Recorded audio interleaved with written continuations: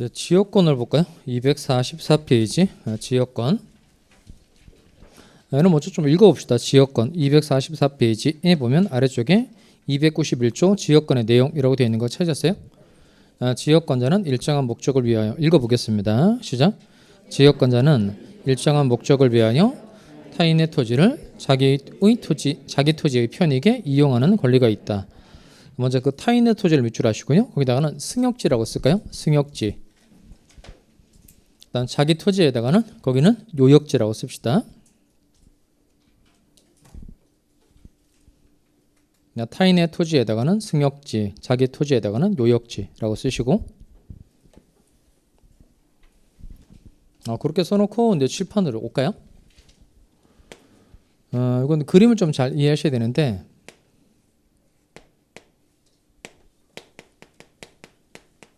이건 무슨 뜻이에요? A가 사람이에요. A가 사람. 그러니까 A가 갑 토지를 뭐하고 있다? 소유하고 있다는 뜻입니다. 그러니까 누가 사람이라고요? A가 사람. A가 사람. 그러니까 다른 것들은 다 사람이 갑, 을병 이렇게 돼 있잖아요. 근데 지역권은 그 토지가 주인공이에요. 사람은 부차적인 거고. 그래서 A가 사람이고, 요 토지는 이제 갑 토지. 요 토지 이름이 갑 토지라는 거예요. 그러니까 A라는 사람이 갑 토지를 소유하고 있다는 뜻입니다.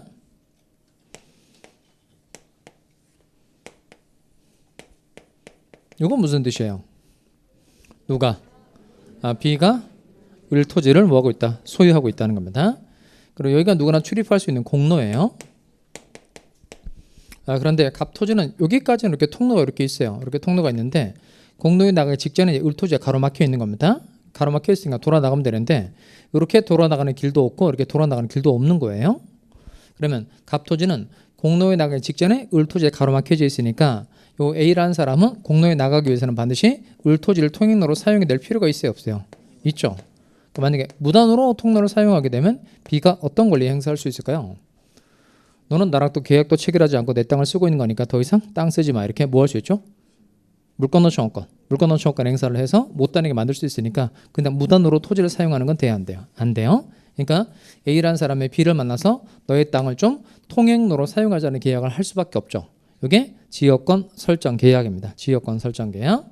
그럼 지역권 설정 계약을 맺고 이제 등기를 하면 A라는 사람이 지역권이라는 권리를 취득하는 거예요. 그럼 지역권 취득한 A는 이름 뭐죠?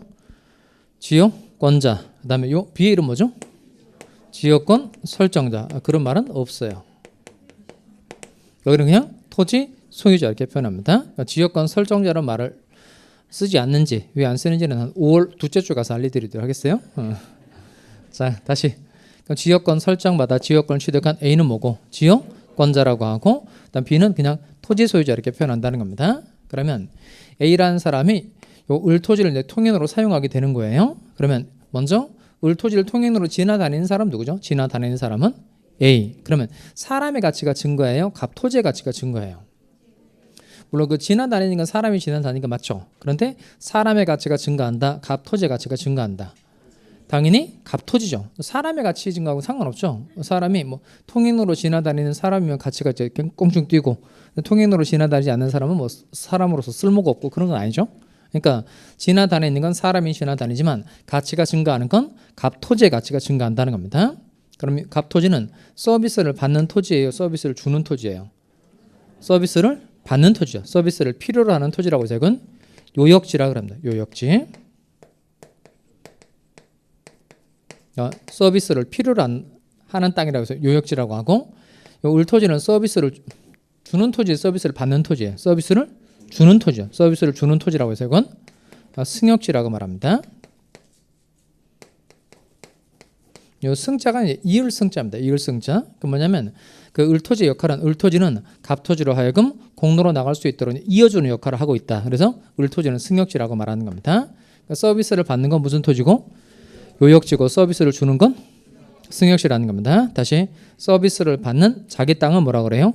요역지. 서비스를 주는 타인의 토지는 승역지라고 한다는 겁니다. 그래서 여러분 쓴 내용이 뭐냐면 아까 조문에 쓴 내용이 타인의 토지에다 뭐 썼죠? 승역지 자기 토지에다 뭐 썼죠? 요역지로 쓴 겁니다.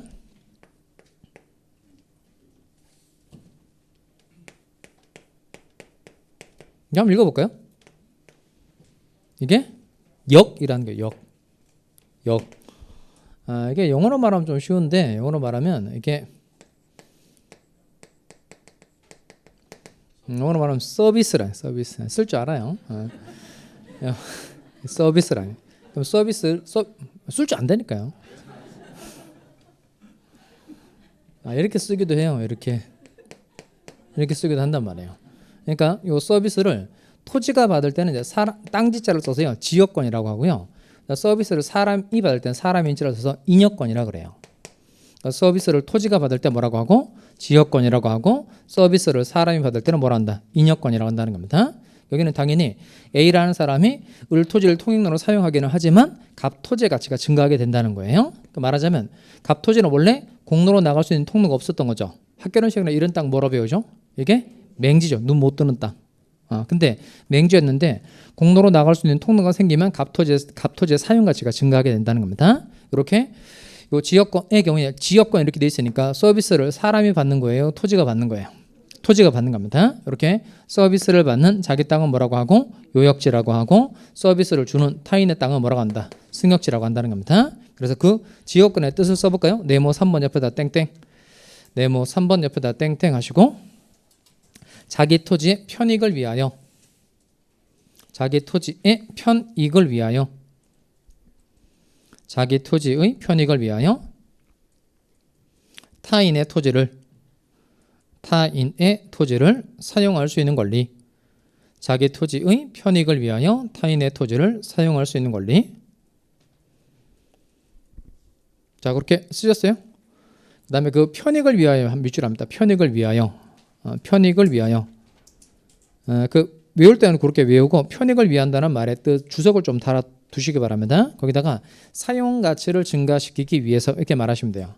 편익을 위하여 그 말은 사용 가치를 증가시키기 위해서라는 뜻입니다. 사용 가치를 증가시키기 위해서 썼어요? 그럼 여러분 이제 쓴 거 읽어봅시다. 지역권은 뜻이 뭐예요? 이렇게 말하시면 됩니다. 지역권은 뜻이 뭐죠? 자기 토지의 편익을 위하여 타인의 토지를 사용할 수 있는 권리, 즉 자기 토지의 무엇을 증가시키기 위해서 사용 가치를 증가시키기 위해서 타인의 토지를 사용하는 권리가 이게 바로 뭐다? 지역권이라는 겁니다.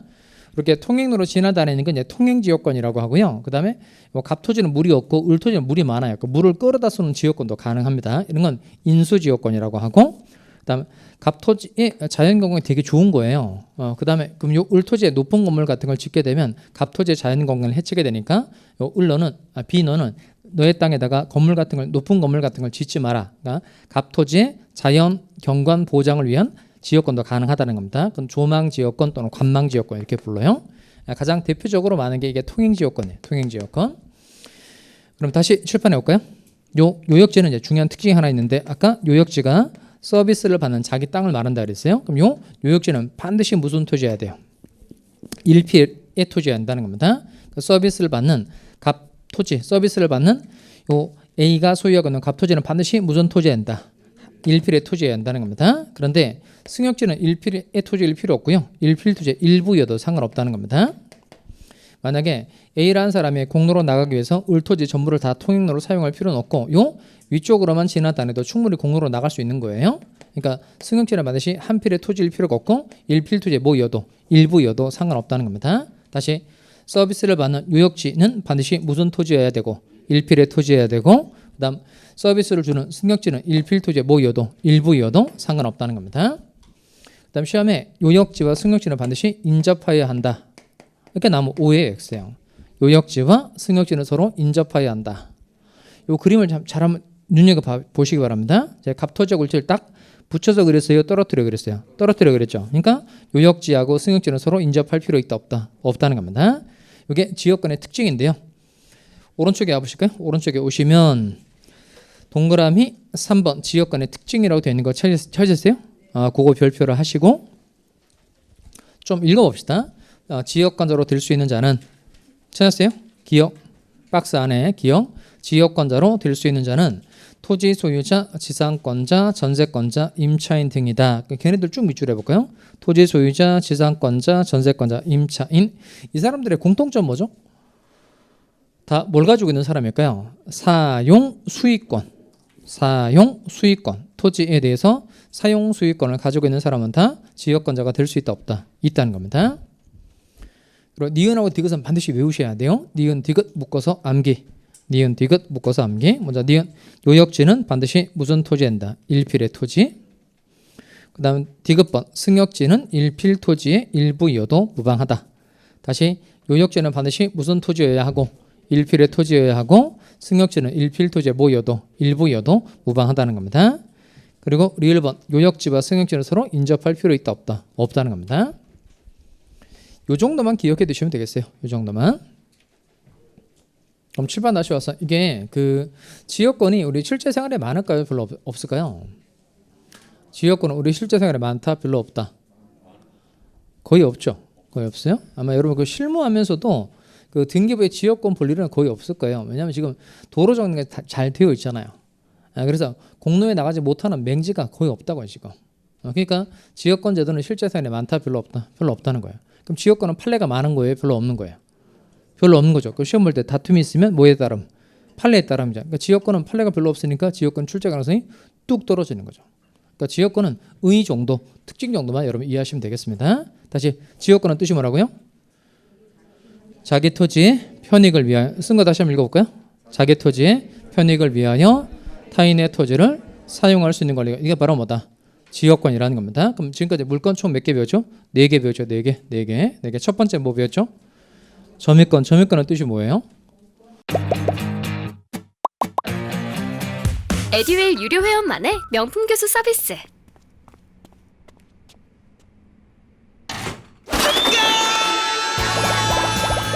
합격이 쉬워지는 명품 교수님 혜택. 오직 에듀윌 유료 회원에게만. 에듀윌.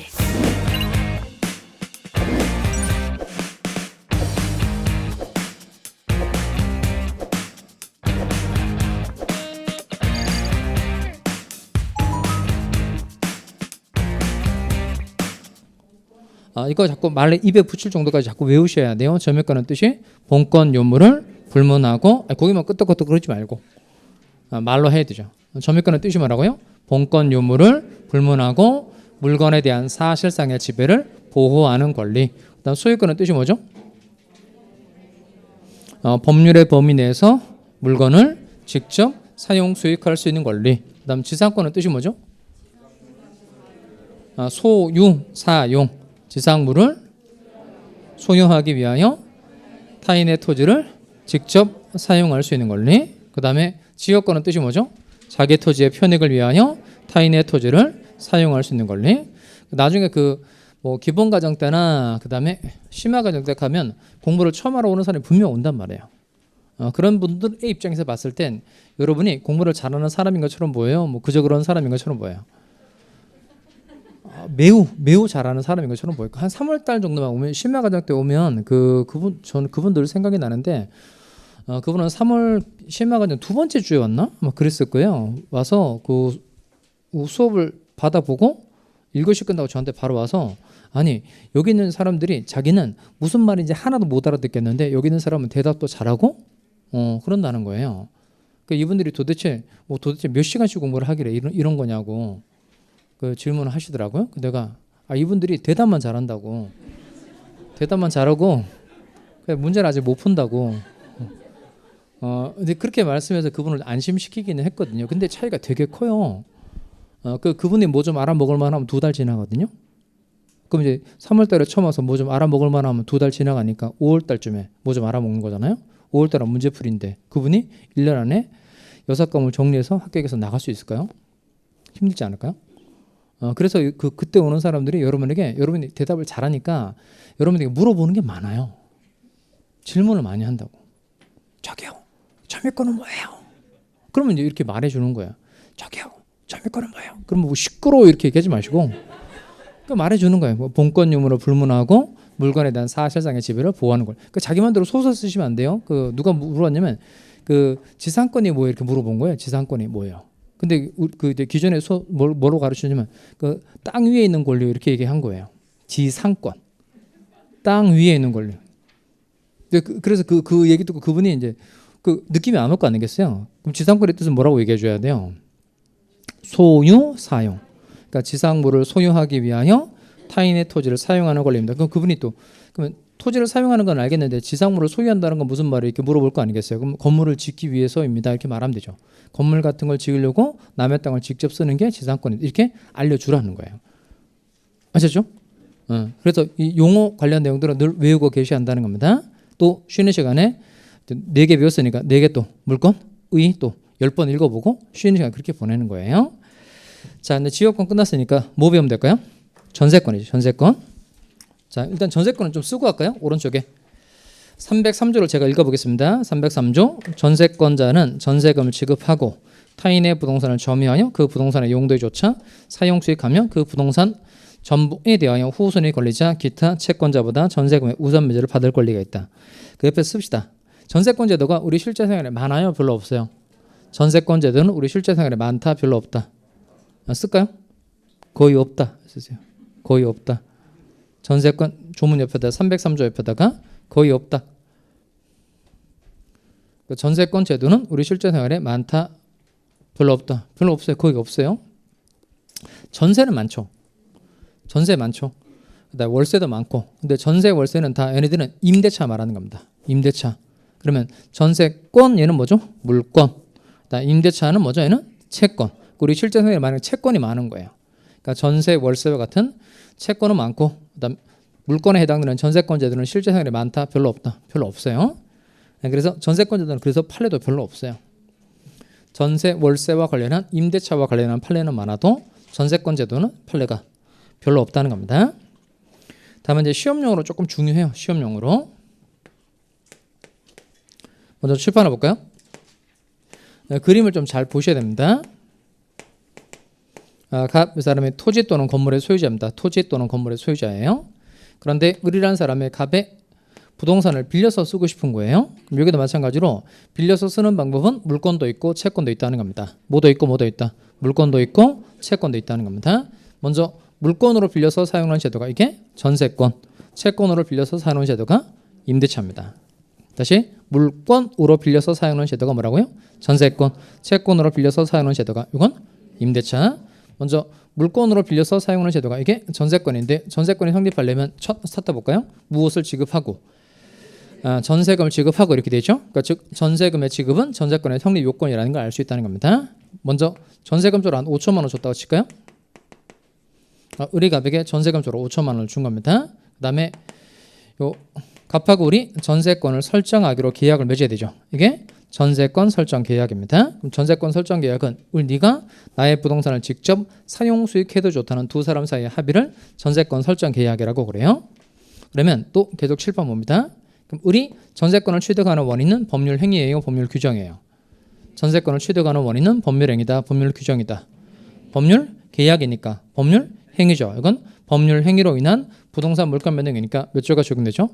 186조. 186조가 적용되니까 반드시 무엇을 해야? 등기를 해야 물권 변동의 효력이 생기게 된다는 겁니다. 이렇게 뭘 지급하고 전세금을 지급하고 전세권 설정 계약을 맺고 등기를 하면 을이 뭘 취득하죠? 전세권을 취득하죠. 전세권을 취득한 을의 이름 뭐죠? 전세권자. 그다음 누가 누구에게 전세권을 설정해 준 거예요? 갑이 을에게 전세권을 설정해 준 거니까 갑 이 사람 이름 뭐죠? 전세권 설정자. 자, 그다음에 문제는 뭐냐면 이게 두 가지 질문 드릴 테니까 잘 따라오세요. 먼저 전세권자 을은 갑의 부동산을 직접 사용 수익하는 거예요? 아니면 갑에게 사용 수익하게 해달라 요구하는 거예요? 직접이다, 요구다. 그러니까 전세권자는 갑의 부동산을 직접 사용 수익하는 거예요? 갑에게 사용 수익하게 해달라 요구하는 거예요? 직접이죠, 직접. 왜 직접이죠? 전세권이 뭐기 때문에? 물권이기 때문에 그렇다는 겁니다. 그럼 물권의 뜻이 뭐죠? 사람이 물건을 직접 지배하는 권리. 그러면 전세권자 을이 갑의 부동산을 직접 사용 수익하는 겁니다. 그 다음에 전세권 설정자는 적극적 의무를 질까요? 소극적 의무를 질까요? 그러니까 을이 자기 부동산을 직접 쓰는 걸 갑은 참아주기만 하면 되는 거죠. 그러니까 사용 수익에 필요한 모든 행위를 적극적으로 해줄 필요가 없고 을이 자기 부동산 쓰는 걸 참아주기만 하면 된다는 겁니다. 그러니까 요 전세권 설정자는 적극적 의무를 진다, 소극적 의무를 진다. 소극적 의무. 그다음 참아주면 된다 그래서 중간에 인용자만 집어넣으면 된다 그랬죠. 자, 요 점은 지상권하고 똑같은 거예요. 지상권자도 직접 사용하는 거고 전세권자도 직접 사용 수익하는 겁니다. 따라서 지상권 설정자, 전세권 설정자는 똑같이 무슨 의무만 부담한다. 소극적 인용 의무만 부담한다는 겁니다. 자, 두 번째. 그러면 건물에 대해서 전세권을 설정받아서 건물을 쓰다 보니까 건물 외벽에 금이 이렇게 간 거예요. 그럼 건물 외벽에 금이 갔으니까 금 수선하는데 비용 같은 거 들일 수 있죠. 이런 비용은 뭐라 그러죠? 필요비. 그러면 이 필요비를 드린 경우에 전세권자는 필요비를 전세권 설정자에게 상환해줘라고 청구할 수 있어요, 없어요? 할 수 있다, 없다? 없죠. 왜 없죠? 그러면 이게 필요비는 누가 부담해야지 보면 되죠. 필요비는 누가 부담해야 돼요? 먼저 목적 지금 전세권자가 직접 사용 수익하는 사람이니까 사용 수익에 필요한 비용은 누가 부담해야 돼요? 전세권자가 부담해. 전세권자. 따라서 전세권자는 필요비를 드렸다고 하더라도 필요비에 대해서 전세권 설정자에게 상환해 달라고 청구하는 건 된다, 안 된다? 안 된다는 겁니다. 이렇게 전세권자에게는 필요비 상환 청구권이 있다, 없다? 없죠. 대신 객관적 가치를 증가시킨 거예요. 객관적 가치를 증가시킨 데 들어간 돈의 이름 뭐죠? 그게 유익비죠. 그러니까 유익비에 대해서는 상환 청구할 수 있다, 없다? 있다는 겁니다. 자, 그리고 전세권의 존속기간이 끝난 겁니다. 전세권의 존속기간이 끝난 거예요. 그럼 갑은 을한테 받은 전세금이 얼마죠? 5천만 원이죠. 그 을은 부동산을 갑에게 인도를 해주고, 갑이라는 사람 을은 부동산을 갑에게 인도해주고, 갑은 전세금 쪽으로 받은 5천만 원을 줘야 되는데 갑이 전세금 쪽으로 받은 5천만 원을 안 주는 겁니다. 그러면 전세권자는 자신이 받을 5천만 원이 있으니까 5천만 원 채권에 만족을 얻기 위해서 갑의 부동산에 대해서 전세권자 경매 청구할 수 있다, 없다? 있죠. 경매 청구를 해서 1억 원에 경락이 된 겁니다. 그러면 을은 다른 사람보다 5천만 원을 우선해서 변제받을 수 있다, 없다? 있다는 겁니다. 자, 전세권의 의의를 좀 써보도록 하겠어요. 여백에다가 자, 네모 4번 전세권 땡땡 하시고 전세권 땡땡 전세금을 지급하고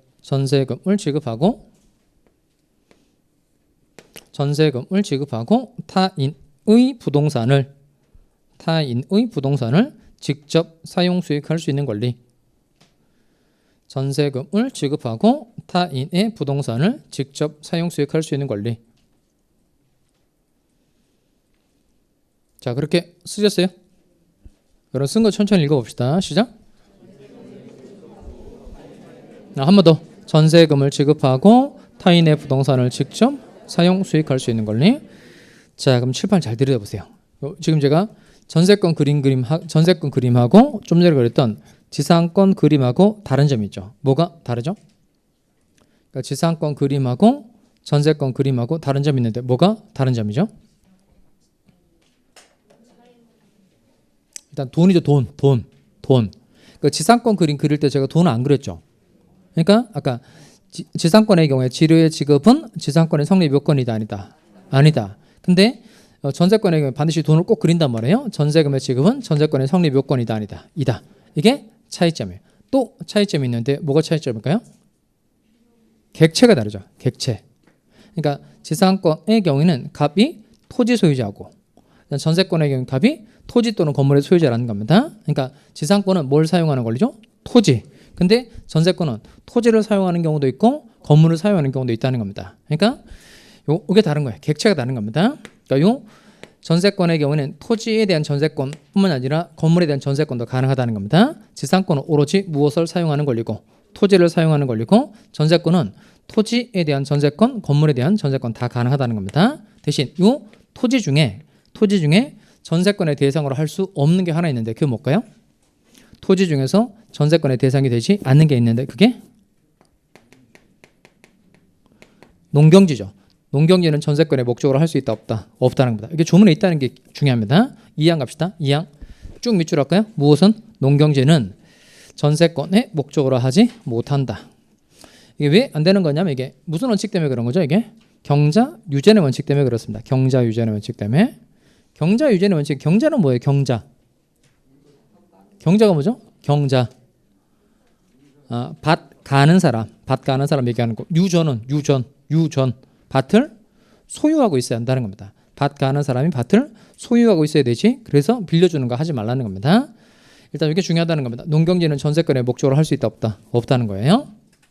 자, 그럼 이제 정리를 하면 그러니까 요 전세권은 기본적으로 용익물권이다, 담보물권이다. 용익물권이죠. 타인의 부동산을 직접 뭐 하는 거? 사용, 수익하는 거니까 기본적으로 무슨 물권? 용익물권. 근데 아까 봤듯이 전세권의 존속기간이 끝났는데 갑이 전세금 쪽으로 받은 5천만 원 안 주는 겁니다. 그러면 을은 갑의 부동산에 대해서 직접 경매 청구할 수 있고 그다음 경락대금에서 다른 사람보다 자신의 전세금을 우선 면제 받을 수 있다 없다 있다는 겁니다. 그러니까 전세권은 기본적으로 무슨 물건이에요?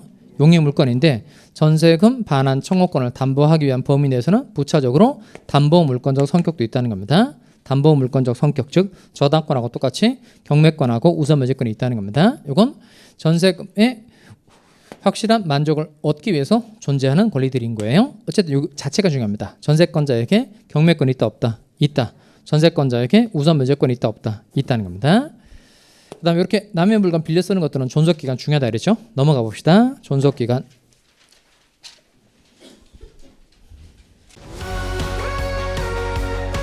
아무리 유명하시더라도 저랑 공부 스타일이 안 맞으면 그냥 안 맞더라고요. 애들 유료회원이면 교수님들을 고를 수 있으니까 과목별로 나만의 드림팀을 만든 느낌? 저랑 꼭 맞는 교수님을 선택할 수 있었던 게 합격 비법이었던 것 같아요. 246페이지 하나 체크하고 갈까요? 246페이지에 가서 거기 양거로 3번에 갑시다. 양거로 3번 전세금 이라고 되어 있는 거 찾았어요? 거기 동그라미 1번 읽어봅시다. 전세금의 지급은 전세권의 성립 요건이다 아니다. 이다.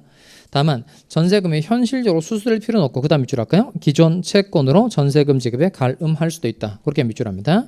그리고 다시 한번 읽어보세요. 그게 뭔 말일까요? 기존 채권으로 전세금 지급에 갈음할 수 있다. 이건 뭐냐면 그 옛날에 을이 갑에게 5천만 원 빌려줬다 칠까요? 5천만 원 빌려준 적이 있는데 갑하고 전세권 설정 계약을 체결하게 된 겁니다. 그러면 내가 옛날에 빌려준 5천만 원 전세금으로 대신하자라고 할 수 있다 없다? 있다는 거예요. 이렇게 기존 채권으로 전세금 지급에 갈음이라는 게 대신한다는 뜻이에요. 갈음할 수 있다 없다? 있다는 겁니다. 그럼 2번 한번 읽어보겠어요. 전세금이 찾았어요? 자, 같이 읽어보겠습니다. 시작. 전세금이 목적 부동산에 관한 조세, 공과금, 기타 부담의 증감이나 경제사정의 변동으로 인하여 상당하지 아니하게 된 때는 당사자는 장래에 대하여 그 증감을 청구할 수 있다. 끊고 증감 하나 동그라미 할까요? 좀 느낌이 오죠? 증감 그랬으니까 얘는 청구권이다, 형성권이다. 형성권. 아까 지료 증감 청구권이다, 형성권이다. 형성권. 이것도 똑같아요.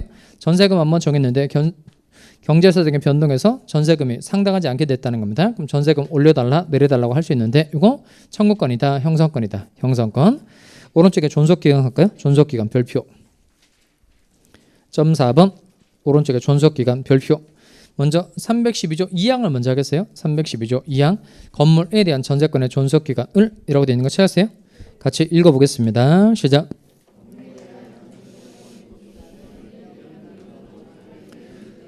다시 1년 미만으로 정한 때에는 이를 1년으로 한다.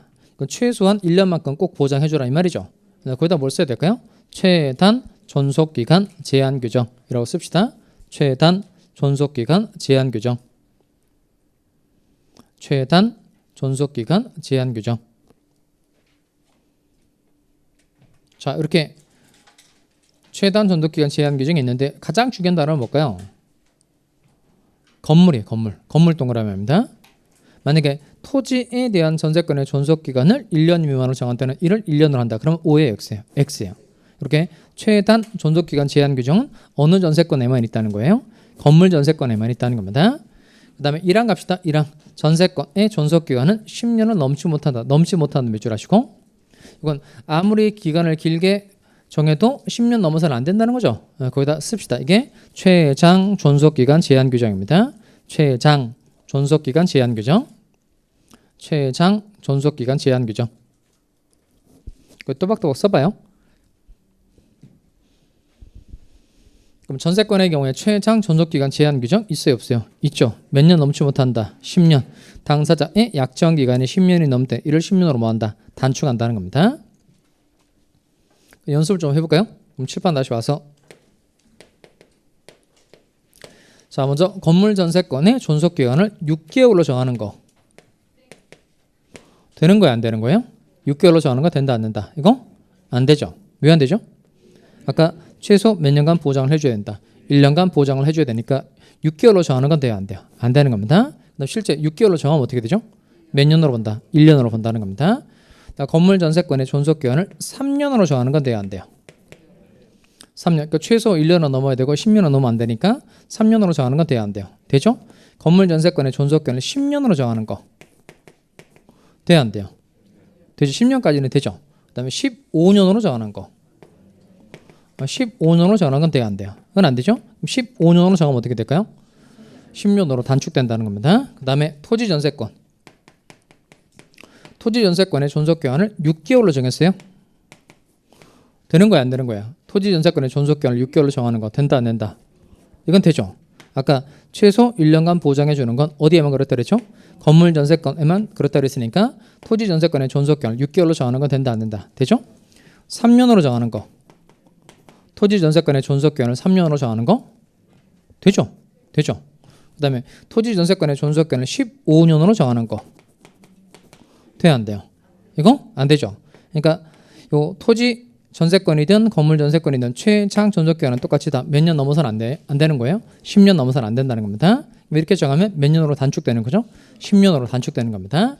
그리고 사망 갑시다. 사망에다가요 약정갱신을 쓰시고 사망에다가 약정갱신, 사항에다가 법정갱신 312조 하고 있어요.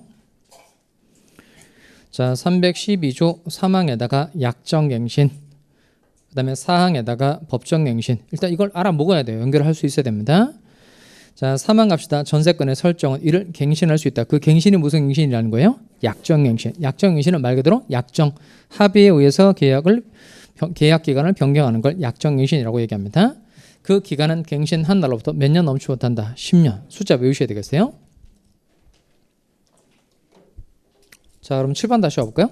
그럼 이번엔 요 건물 전세권의 존속기간을 3년으로 정한 겁니다.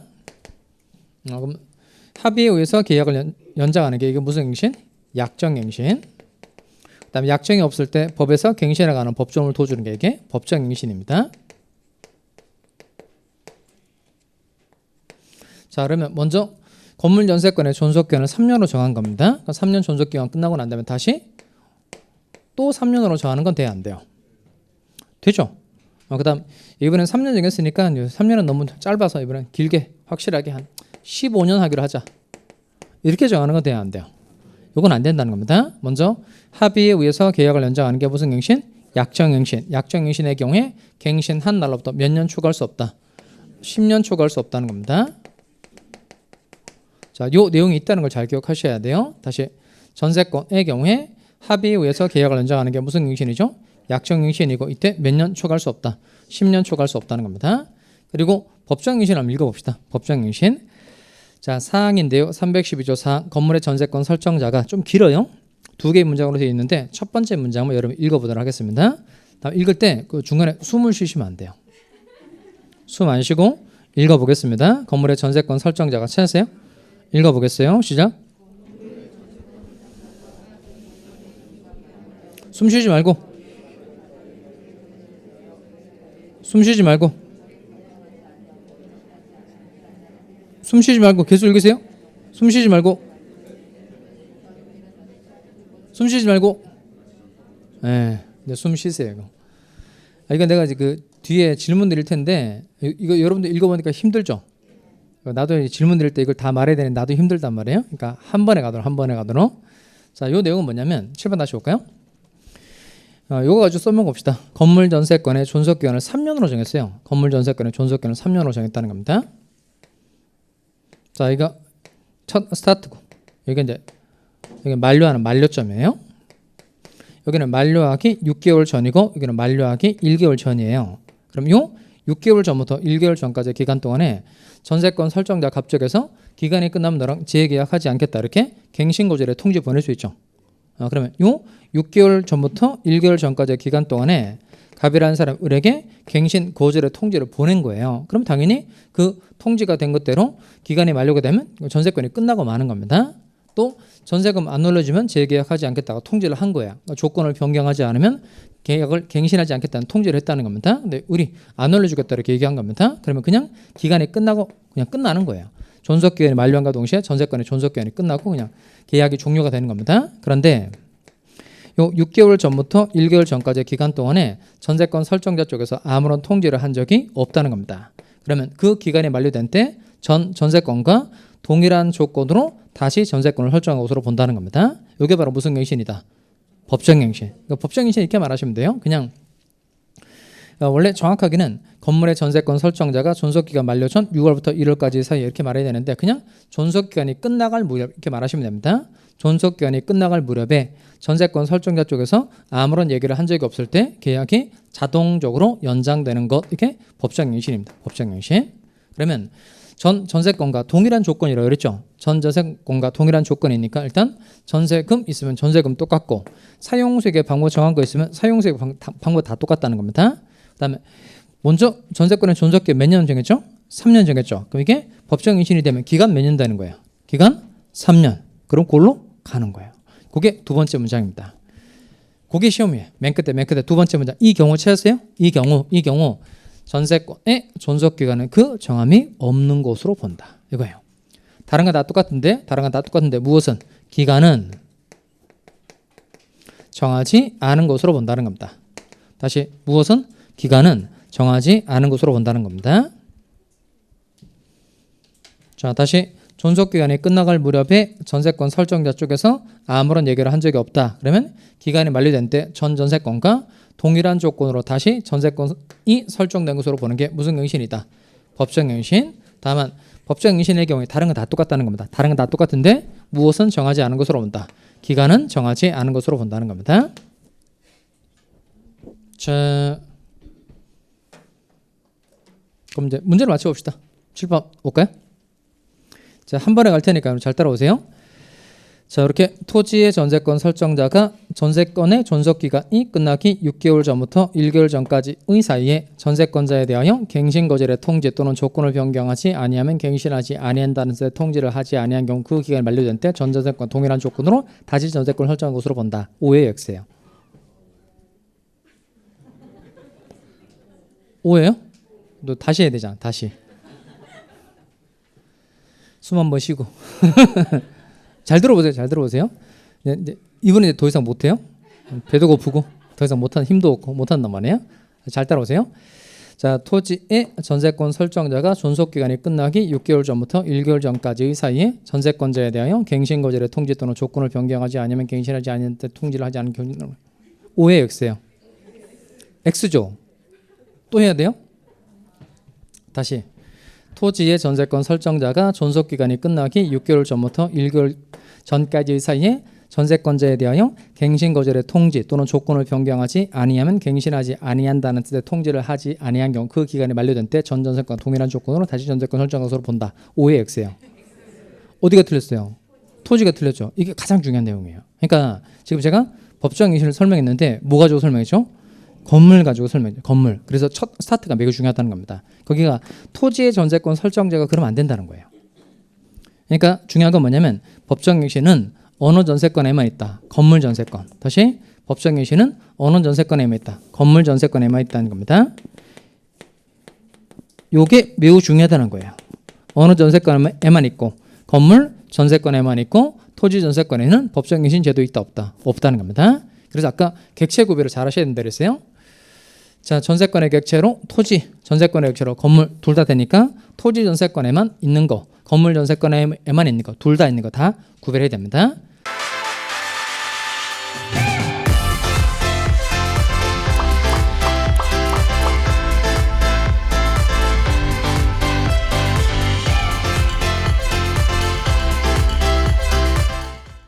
다시 최단 존속기간 제한 규정은 어느 전세권에만 있다고요? 건물 전세권. 그 다음에 법정갱신도 어느 전세권에만 있다. 건물 전세권에만 있다는 겁니다. 다만 건물 전세권이 법정갱신되었을 때 무엇은 정하지 않은 것으로 본다. 기간은 정하지 않은 것으로 본다는 겁니다. 밑에 313조 있네요. 자, 밑에 내려오세요. 313조. 전세권에 뭐로 돼 있죠? 소멸 통고. 아까 용어 정리할 때 나왔던 내용입니다. 의무를 위반했을 때는 뭐 한다 그랬죠? 내자. 소멸 청구. 기간을 정하지 않았을 때 뭐 할 수 있다? 소멸 통고. 자, 제가 읽겠습니다. 전세권의 존속기간을 약정하지 아니한 때, 거기서 기간을 약정하지 아니한 때 그렇게 밑줄합니다. 기간을 약정하지 아니한 때에는 각 당사자는 언제든지 상대방에 대하여 전세권에 내목간 쳐볼까요? 소멸을 통고할 수 있다에 소멸 통고 내목간 칠까요? 늘 이렇게 기간 정하지 않았을 때 나오는 제도가 바로 뭐다? 소멸 통고. 그리고 끝에 상대방이 이 통고를 받은 날로부터 숫자 외우셔야 되겠죠. 얼마가 경과하면 6월, 6개월이 경과하면 전세권이 소멸하게 된다는 겁니다. 그럼 칠판 볼까요? 자, 이번 그 토지에 대해서 전세권 설정 계약을 체결하면서 기간을 정하지 않은 거예요. 그러니까 토지에 대해서 전세권을 설정하기로 하면서 기간을 정하지 않았다는 겁니다. 그러면 서로 뭐 할 수 있다? 소멸, 통고할 수 있다는 겁니다. 그러면 전세권 설정자 쪽에서 소멸 통고할 수 있죠. 그러니까 전세권 설정자 쪽에서 너 나가 이렇게 말할 수 있다는 겁니다. 그러면 우리 그 통고를 받은 날로부터 몇 개월이 경과하면 6개월이 경과하면 전세권이 소멸한다는 거예요. 또 토지 전세권의 존속 기간을 기간 정하지 않은 겁니다. 그럼 전세권자 측에서도 나가겠다 이렇게 말할 수 있죠. 그럼 전세권자도 소멸 통고할 수 있다는 겁니다. 여기도 마찬가지로 전세권 설정자가 그 얘기를 들은 때로부터 몇 개월, 6개월이 지나면 전세권이 소멸하게 된다는 겁니다. 이렇게 기간을 정하지 않았을 때 나오는 제도가 뭐라고요? 소멸 통고. 여기는 어느 정도의 기간에 경과했을 때 전세권이 소멸하는 거예요? 6개월. 숫자 잘 외워두기 바랍니다. 자, 그리고 전세권의 효력으로 가볼까요? 전세권의 효력 가서 248페이지에 갑니다. 248 먼저 첫 번째 가세요. 전세권자의 권리 의무에서 1번 갑시다. 전세권자의 권리 의무. 전세권자는 목적 부동산을 점유하여 찾았어요? 읽어보겠습니다. 시작. 전세권자는 목적 부동산을 점유하여 그 부동산의 뭐에 조차, 용도에 조차, 용도에 따라 그 말입니다. 용도에 따라 뭐 할 수 있다? 사용, 수익할 수 있다. 그 다음에 2번에 가서 전세권자는 목적물의 현상을 유지하고 수선할 의무를 부담하므로 누가 이런 의무를 부담한다는 거예요? 전세권자. 그 현상 유지에 밑줄하시고 이제 현상 유지하는데 들어가는 돈의 이름이 뭐였죠? 그게 필요비죠. 그래서 바로 밑에 전세권자에게는 뭐가 인정되지 않고 필요비, 상환청구권 인정되지 않고 뭐만 있다? 유익비, 상환청구권만 인정이 된다는 겁니다. 그리고 양가로 2번에 가세요. 전세권의 처분은 별표. 얘는 바로 필기를 합시다. 여백에다가 아까 지상권의 경우에도 투하 자본을 회수하기 위해서 지상권 처분망을 인정해 줬듯이 여기도 전세권의 처분망을 인정된다는 겁니다. 전세권자는 자신의 전세권을 처분할 수 있는데 처분 방법은 4가지입니다. 먼저 전세권을 돈 받고 팔 수 있어요. 이게 양도. 전세권의 대상으로 되어 있는 부동산을 타인에게 임대할 수 있고요. 그다음 전전세 하는 것도 돼요. 전전세는 제3자에게 또 전세권을 설정해 주는 게 이게 전전세입니다. 제3자에게 또 전세권이라는 물건을 설정해 주는 게 전전세입니다. 그리고 네 번째 담보 제공할 수 있어요. 전세권을 담보로 제공할 수 있다는 겁니다. 그러면 이때 전세권 처분 방법은 4가지죠. 양도, 임대, 전전세, 담보 제공할 수 있다는 겁니다. 다만 이때 이 4가지 행위를 할 때 전세권 설정자의 동의 필요하다, 필요 없다? 필요 없어요. 이 점은 똑같아요. 전세권 설정자의 동의는 필요가 없어요. 다만 이 설정 행위로서 전세권의 처분을 금지시킬 수 있다, 없다? 금지시킬 수 있다, 없다? 있어요. 이거 금지 가능해요. 이게 지상권하고 다른 점이에요. 그러니까 전세권의 경우에는 전세권 설정 계약을 체결하면서 특약사항에다가 전세권자 너는 이러이러한 처분을 못한다 이렇게 얼마든지 금지시킬 수 있다, 없다? 있다는 거예요. 그러니까 지상권에는 금지가 된다, 안 된다? 안 되고 전세권은 금지가 된다, 안 된다? 된다. 이렇게 딱딱 구별해서 잘 외워두기 바랍니다.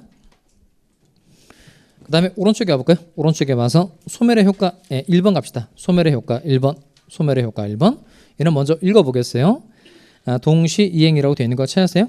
전세권이 소멸한 때에는 같이 한번 읽어봅시다. 시작. 전세권이 소멸한 때에는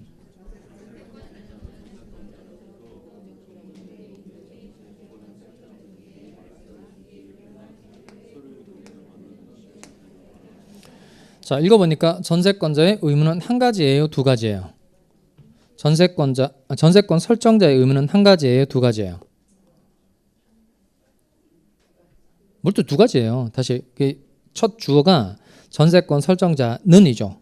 그다음 맨 끝에 전세금을 반환하여야 한다. 이게 이제 주어 수로죠. 그러니까 결국 전세권 설정자의 의무는 한 가지예요, 2가지예요? 한 가지. 전세권 설정자는 받은 돈을 돌려주는 거죠. 이게 전세금 반환이고 그다음 전세권자의 의무가 2가지죠. 전세권자의 의무. 전세권자의 의무는 일단 목적물을 되돌려 줘야 되죠. 목적물 인도 플러스 말소 등기에 필요한 서류의 교부. 이렇게 전세권 설정자의 의무는 몇 가지다? 한 가지. 전세권자의 의무가 두 가지라는 겁니다. 이렇게 전세권 설정자의 의무 한 가지하고 전세권자의 의무 두 가지가 이건 무슨 관계에 있다? 동시 이행 관계에 있다는 겁니다. 그러니까 네가 안 하면 나도 안 한다 이런 말을 서로 할 수 있다는 거예요. 자, 다시 7번 보시고 또박또 말로 해볼까요? 자, 전세권 설정자의 무슨 의무죠? 전세금 반환 의무. 전세권자의 목적물 인도 및 말소 등기에 필요한 서류의 교부 의무는 무슨 관계에 있다? 동시 이행 관계에 있다는 겁니다. 자, 그리고 이제 2번 갑시다. 2번 전세권 설정자가 전세금의 반환을 지체한 때에는 전세권자는 민사집행법의 정한 바에 의하여 전세권 목적물에 경매를 청구할 수 있다. 그럼 이쪽에 볼까요? 아까 전세권자에게 경매권이 있다 없다. 이때 이러죠.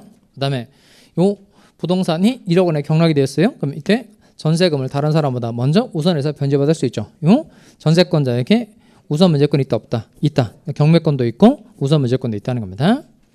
그 다음에 동그라미 3번은 밑줄만 하겠어요. 수거권과 원상 회복 의무.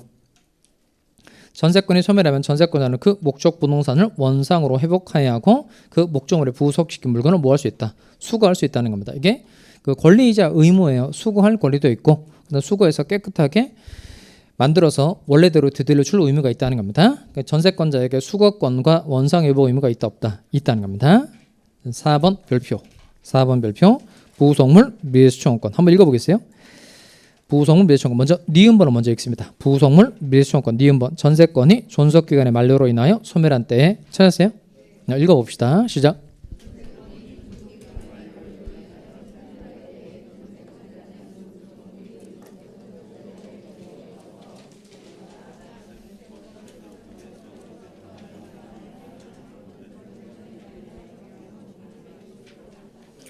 자, 거기다가요 계량기 사건이라고 한번 써볼까요? 계량기 사건, 계량기 사건. 니은번 옆에다가 계량기 사건. 그게 생각이 나면 돼요. 계량기 사건. 그렇게 썼어요? 그럼 7번 다시 봅시다. 자, 이 사람이 방 2칸짜리가 있는 집 한 채를 소유하고 있어요. 방 2칸짜리가 있는 집 한 채를 소유하고 있다는 겁니다. 여기 방 1. 방 2 이거예요. 그럼 요 첫 번째 방은 값 자기가 쓰고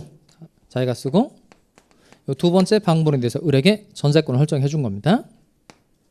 근데 이 집에 계량기가 하나밖에 없었어요. 계량기가 하나밖에 없었고 전기세가 100만 원 나왔다 칠까요? 그러면 요 값은 어떻게 전세금을 어떻게 전기세를 내자고 할까요? 반반씩. 그다음 요 을은 어떻게 내자고 할까요? 쓴 만큼, 사용한 만큼. 근데 요 갑이라는 사람은 이제 하루 종일 집에 있는 거야. 하루 종일 집에 있고 요 을은 이제 아침 7시에 나갔다가 밤 12시에 들어오는 거예요. 여러분과 똑같은 삶을 살고 있죠. 그럼 요 갑이란 요 사람은 하루 종일 집에서 뭐 하냐면 하루 종일 전기를 쓰는 거예요. 하루 종일 전기 쓰는 겁니다.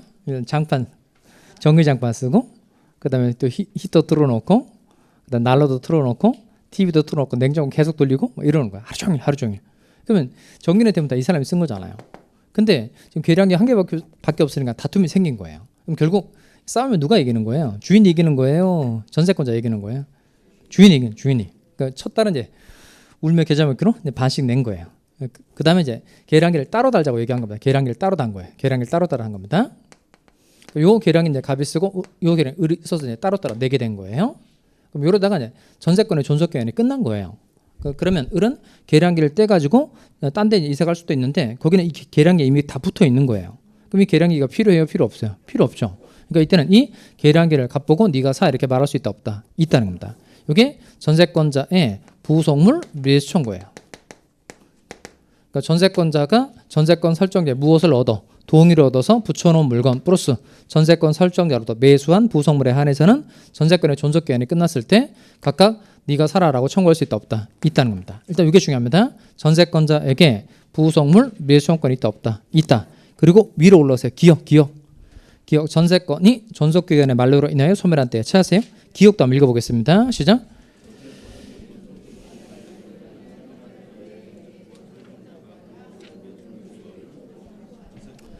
자, 여기는 뭐가 중요한 단어일까요? 여기도 중요한 단어 세자예요. 설정자입니다. 설정자. 그럼 이때 요 갑이라는 사람이 자신의 부동산에 대해서 을에게 전세권을 설정해 줬는데 을이 거기다 뭘 갖다 붙여놨다는 겁니다.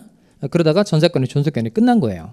그러면 요 부동산에 아무것도 없는 것보다는 을이 물건을 붙여놓은 게 갑에게 경제적으로 유리할 수도 있다 없다? 있죠. 그럼 그 부속시킨 물건에 관한 시가만큼 돈을 너한테 줄 테니까 그 부속물을 나한테 팔아라 라고 요구할 수 있다 없다? 있다는 겁니다. 이렇게 전세권 설정자에게도 부속물 매수청구권이 있다 없다? 있다는 겁니다. 다시 전세권자에게도 부속물 매수청구권이 있다 없다? 있다.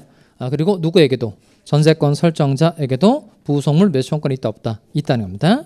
대신 요 을은 부속물을 갑 보고 사라라고 청구를 하는 거고 갑이라는 사람 을 보고 그 부속물을 자기한테 팔아라 이렇게 청구하는 하는 거니까 두 권리가 충돌되는 건 아니에요. 어쨌든 두 사람 모두에게 부속물 매수 청구권이 있다 없다? 있다는 겁니다. 그럼 마지막으로 전세권의 뜻이 뭐죠? 전세권의 뜻. 다 공부를 하고 난 다음에 전세권의 뜻. 자, 다시 요 7번 볼까요? 무엇을 지급하고 전세금을 지급하고 타인의 부동산을 직접 사용 수익할 수 있는 권리. 전세권의 존속기간이 끝났는데 전세금 반환을 지취하면 전세권자는 경매에서 경락대금으로부터 우선 문제 받을 수 있다 없다? 있다는 겁니다. 자, 오늘은 여기까지 정리를 하도록 하겠습니다. 오늘 배운 게 많죠.